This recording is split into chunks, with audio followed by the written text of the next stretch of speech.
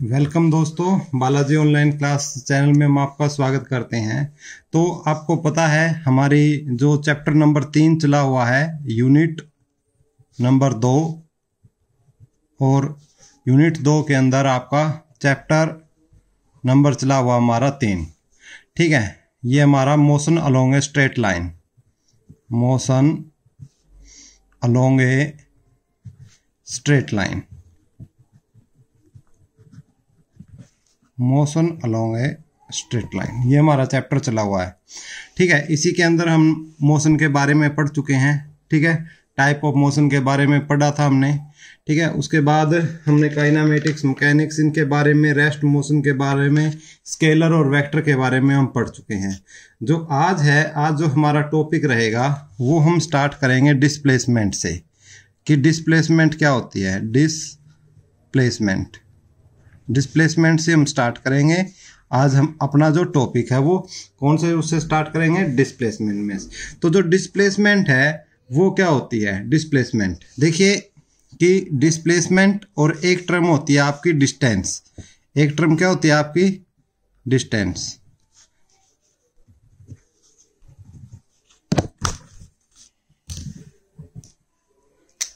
एक होती है आपकी क्या, डिस्टेंस। डिस्प्लेसमेंट और डिस्टेंस दोनों को ही हम क्या है समझने का प्रयास करेंगे। ठीक है, जैसे एक पॉइंट है आपका, ये पॉइंट है, ये हमने एक पॉइंट मान लिया। ठीक है, और ये कोई हमने दूसरा पॉइंट मान लिया बी। ठीक है, जैसे कोई भी हम मान लेते हैं कि जैसे ए पॉइंट है, किसी एक शहर की पोजीशन मान लेते हैं। जैसे ए को मान लेते हैं कि ये क्या है, हमारा कैपिटल है दिल्ली, और बी क्या हमारी मुंबई है। ठीक है, मुंबई। अब देखो कि यहाँ से ए से लेकर आपको बी तक जाना है, तो इसके कई रास्ते हो सकते हैं आपके, कि भाई आप ऐसे होके जाएं। ठीक है, एक तो ये रास्ता हो सकता है, एक आप कोई जिग जाग पाथ ऐसे अपनाओ और ऐसे यहाँ तक पहुँचो, एक ये हो सकता है। ठीक है, और कोई यहाँ से भी हो सकता है, कोई रास्ता यहाँ से यहाँ तक जाने का। ठीक है, और एक क्या हो, जो शॉर्टेस्ट पाथ हो, बिल्कुल सीधे ऐसे, बिल्कुल जो सबसे छोटा रास्ता हो आपका ये। ठीक है, तो जो सबसे छोटा रास्ता होता है ना, जो यहाँ से चले आप और इस पॉइंट तक पहुंच गए, तो जो ये शॉर्टेस्ट पाथ है, इसी शॉर्टेस्ट पाथ को हम क्या बोलते हैं, डिस्प्लेसमेंट बोलते हैं। ठीक है, और जो बाकी सारी जो बस्ती है उनको हम क्या बोलते हैं, डिस्टेंस। क्योंकि ए से बी तक जाने में सबसे जो छोटा रास्ता है उसमें हम ये डायरेक्शन देखेंगे, बिल्कुल सामने वाली। ठीक है, इसलिए ये डिस्प्लेसमेंट है, क्योंकि इसमें हम डायरेक्शन देख रहे हैं। तो डिस्प्लेसमेंट एक किस प्रकार की क्वांटिटी भी हुई आपकी, एक प्रकार की वेक्टर क्वांटिटी भी हुई। तो डिस्प्लेसमेंट को कैसे डिफाइन कर सकते हो, डिस्प्लेसमेंट को आप डिफाइन कर सकते हो, इट इज डिफाइंड एज, लिख सकते हो इसकी definition, it is defined as the change in the position,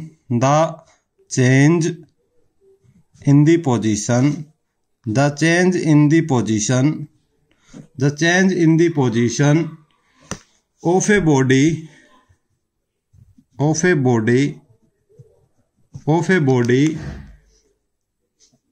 define change position of a body। ठीक है, it is a vector quantity,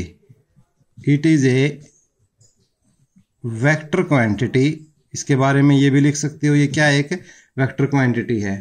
ठीक है, उसके बाद लिखोगे its magnitude is equal direction in from initial to final position. ठीक है, it is a vector quantity, आप बोल सकते हो, it is defined change in the position of a body. ठीक है, और ये क्या किस प्रकार की क्वांटिटी होती है आपकी, वेक्टर क्वांटिटी होती है। ठीक है, और its magnitude is equal to the, इसके बारे में एक बात और लिख सकते हैं, its magnitude is equal to the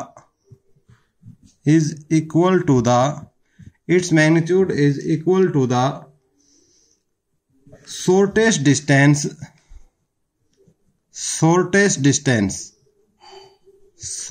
distance between initial and final points initial and final points. Initial and final points. Its direction is from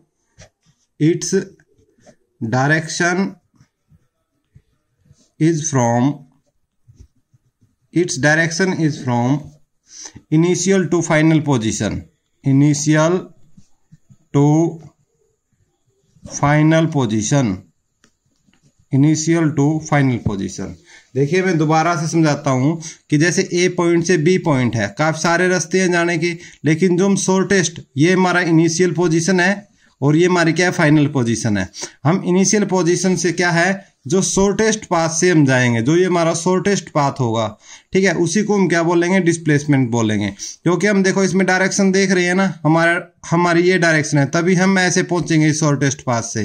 तो डायरेक्शन देखने की वजह से किस प्रकार की क्वांटिटी हुई, एक प्रकार की वेक्टर क्वांटिटी हुई। एक कैसी क्वांटिटी हुई आपकी, वेक्टर क्वांटिटी हुई, ठीक है। और जो इसका मैग्नीट्यूड है, डायरेक्शन है, वो इनिशियल टू फाइनल पोजीशन की तरफ होता है, ठीक है। ये बात भी इसमें आपको याद रखनी है।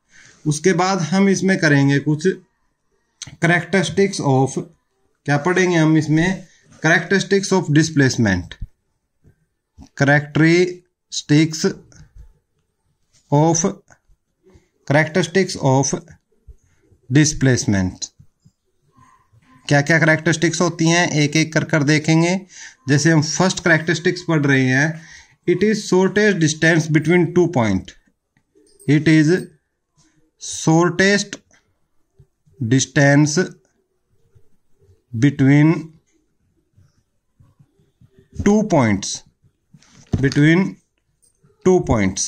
यानी ये क्या बोल सकते हैं कि जो डिस्प्लेसमेंट होती है वो आपकी क्या होती है, शॉर्टेस्ट डिस्टेंस। किसी भी दो पॉइंट के बीच की जो डिस्टेंस होती है वो क्या होती है, आपकी शॉर्टेस्ट होती है। जो शॉर्टेस्ट डिस्टेंस होती है वही डिस्प्लेसमेंट होती है। यही इसकी पहली प्रॉपर्टी है जो डेफिनेशन में भी हमने पढ़ा है। दूसरी हम पढ़ते हैं इसी के अंदर कि it has units of length. It has units of length. यानी जो इसकी यूनिट होगी वो किसकी होगी, लेंथ वाली। यानी इसको हम किस में मापेंगे, मीटर में मापेंगे, ठीक है। इसको हम किस में मापेंगे, मीटर में मापेंगे, ठीक है। तीसरी बात है, तीसरी इसकी कैरेक्टरिस्टिक्स है, it is a vector quantity. It is a vector quantity. It is a vector quantity. ये किस प्रकार की क्वांटिटी है, एक वेक्टर क्वांटिटी है, ठीक है। और जो इसकी डायरेक्शन होती है वो क्या होती है, इनिशियल पोजीशन से कहां तक होती है इसकी डायरेक्शन की यदि हम बात करते हैं तो फाइनल पोजीशन की तरफ। फाइनल पोजीशन, इनिशियल से कहां होती है इसकी डायरेक्शन, फाइनल पोजीशन तक होती है, ठीक है। और उसके बाद हम बात करते हैं फोर्थ पॉइंट की, ठीक है।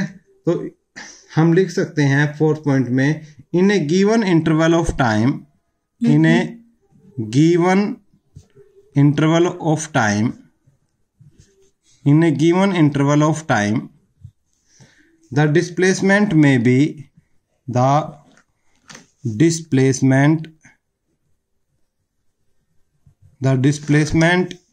may be positive, नेगेटिव और जीरो। कि डिस्प्लेसमेंट क्या है, गिवन इंटरवल ऑफ टाइम में आपकी पॉजिटिव भी हो सकती है, डिस्प्लेसमेंट, नेगेटिव भी हो सकती है और जीरो भी हो सकती है। इसको हम बाद में आर्टिकल के बाद आपको एक न्यूमेरिकल से इसको हम समझाएंगे कि वो कैसे हो सकती है, कि क्या क्या हो सकती है। डिस्प्लेसमेंट आपकी पॉजिटिव भी हो सकती है, नेगेटिव भी हो सकती है और जीरो भी हो सकती है डिस्प्लेसमेंट, ठीक है। नेक्स्ट फिफ्थ पॉइंट है, in a given interval of time, in a given interval of time, in a given interval of time, in a given interval of time, distance divided by displacement is always greater than equal to 1। Important है भाई, competition exam में यहां से पूछा जाता है, ठीक है, इंपॉर्टेंट है, नोट कर ले कि किसी गिवन इंटरवल ऑफ टाइम में डिस्टेंस और जो डिस्प्लेसमेंट का रेशियो होता है वो हमेशा एक से बड़ा होता है। देखो किसे, डिस्टेंस से डिस्प्लेसमेंट में। और यही कंडीशन किस प्रकार दे दे आपको एग्जाम में, यदि ऐसे दे दे कि डिस्प्लेसमेंट डिवाइडेड बाय डिस्टेंस दे दे, तो फिर क्या करोगे, लेस देन इक्वल टू 1। तो दोनों ही पोजीशन आपको याद रखनी है, दोनों कंडीशन क्या रखोगे, याद रखोगे। ठीक है, उसके बाद हम देखते हैं नेक्स्ट हमारी सिक्स्थ प्रॉपर्टी। ठीक है, इसकी सिक्स्थ प्रॉपर्टी होती है in a given interval of time, in a given interval of time, in a given interval of time the displacement does not tell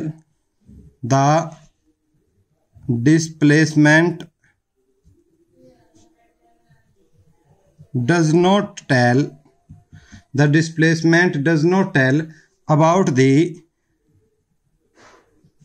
the nature of motion,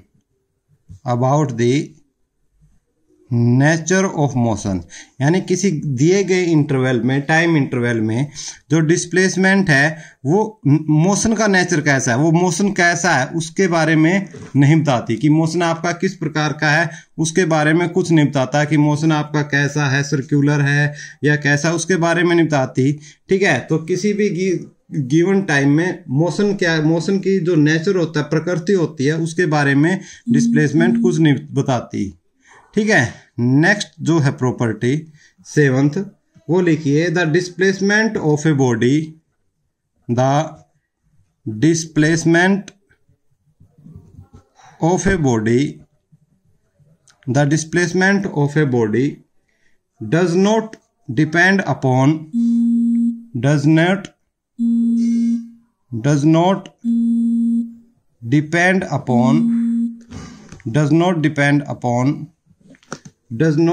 upon the choice of the origin, choice of the origin, यानी जो displacement है वो किसके बारे में नहीं बताती, जो ओरिजिन है, यानी स्टार्टिंग पॉइंट क्या है उसके बारे में ऐसा कुछ भी जो है वो डिस्प्लेसमेंट हमें नहीं बताती है।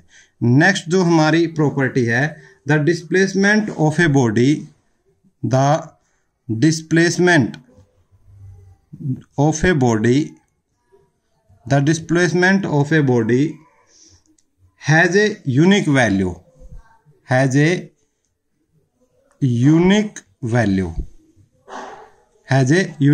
यानी जो डिस्प्लेसमेंट होती है उसकी क्या होती है, अपनी